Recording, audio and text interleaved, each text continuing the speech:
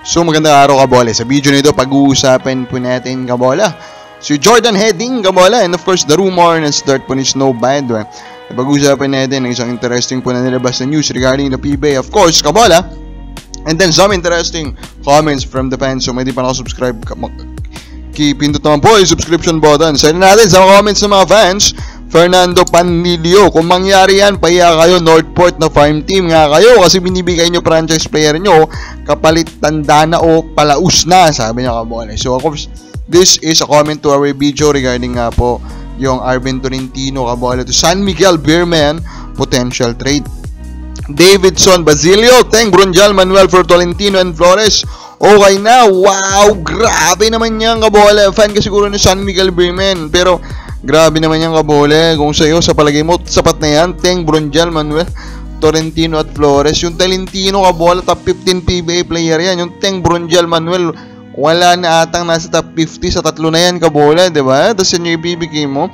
Sobra naman yan kabola. I know that you are a fan of San Miguel, pero wag naman yung maging masaya kayo na nagpapanalo yung team nyo by doing this farm team ways, di ba bola? Ronald Berbusidad, pa-shoutout sir. Albert Ilagan, idol, kapag natuloy yung trade na yan, edi mapapaya ang may ari Northport kay Danny Ay, parang sinabi na nila na totoo talaga. So if maalala nyo kasi parang di ba yung governor kabola na Eric Ariola kabola ito yun ng Northport, di ba? Hindi niya nasiyahan dun sa comments po ni Danny Ay, and that could be actually a valid reason kabola kaya wala pa magaganap ng mga ganitong klase ng trade. Pero tama naman, di ba? The moment po na may maganap na ganitong trade, magsisilabasan agad yan kabola, yan agad yung isasampal sa Northport Batang Pier kabola. So kumbaga anong mukhang ilalabas po ng Ariola kabola nga naman kung ganyang kalala o farm team trade po. Actually kahit anong klase, kahit mga fair exchange yan kasi Tolentino in prime yan kabola in prime yan na player, siya yung top player mo, in prime yan, tapos ito trade mo, kahit nga sa trade mahirap pa rin yung i-depensa Anthony Lucky Alon, shoutout po, sabi niya dito kabola. And then Tobias Racho, wag na si Chris Rose Lord, sigurado pag na-trade yan si Rose, magre-retire na yan sa sayang pag-trade sa kanya. Tua, Jericho Trollano yan, maganda patas na palitan kabola. So again, of course, we also said that kabola, Chris Royce, there's a good chance kasi nagamitan nila yung legacy niya talaga kabola para magmukhang okay yung trade o para may mga iba pang dumipensa kasi nga may legacy po itong si Chris Ross, kaya siya yung nirurumor natin kabola. Pero of course, we're still hopeful kabola na maging patas po kung magaganap talaga yung Tolentino sa San Miguel trade, yung maging patas po yung magiging trade. Now there is a news kabola regarding ito nga pong PBA planning po to also create their own arena, di ba? Nauna pa nga yung UAAP within this year, di ba? Na-announce nila, actually hindi lang nauna kasi talagang i-build na nila kabola. Now itong PBA nagbabalak din daw sa Pasig yung property po na pagmamayari po kabola nito si Chavit Singson. So si Chavit basically ang kanilang magiging partner kabola.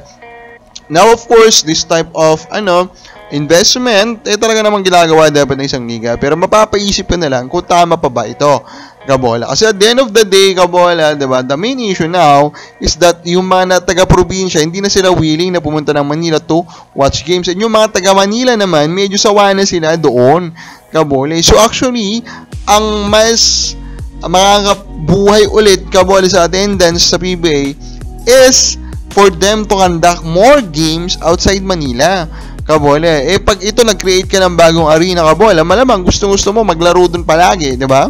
Kasi arena mo, yan yung magiging issue now kabola, di ba? Yun na po yung magiging issue. Now kabola, regarding Jordan Heading, di ba? Bumisita nga po siya dun sa game 1 kabola ng finals, and of course the discussion is still converged kabola na interested daw sa kanya according sa rumor po ni Snow Bad. So we decided to suggest a trade kay Terry Fairman, sana i-consider niya, di ba? Straight swap lang for J.O. Ambohot. So, Jordan Heading for J.O. Ambohot. Si Ambohot, I know, pretty underrated na kabola kasi nga si Brian Santos nga na-outplay na siya for playing times on verge. Pero Ambohot is still 6'7", is still capable of protecting the rim, he's still capable of hitting threes kabola. So, for me, it is a young player that is worth that try na I hope gawin po yan ng Terra Firma. Kamakabar sa lagay mo, fair ba yung Ambohot for Heading kabola na trade, comment lang po sa baba.